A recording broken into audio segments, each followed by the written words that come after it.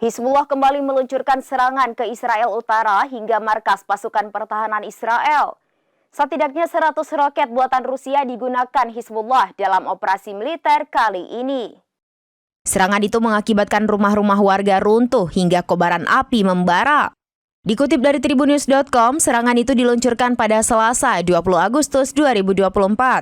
Perlawanan Lebanon mengumumkan telah membombardir pusat komando divisi Golan Israel di pangkalan Nafah. Serangan itu juga ditujukan ke resimen artileri dan brigade lapis baja divisi Golan 210 di pangkalan Yarden. Dilaporkan tembakan roket itu mengakibatkan beberapa wilayah Galilea Utara terbakar membara. Hizbullah juga mengklaim menargetkan barak beranit Israel dengan senjata yang tepat. Laporan telah mengkonfirmasi bahwa roket ditembakkan dari Lebanon Selatan ke arah Galilea dan dataran tinggi Golan Suriah.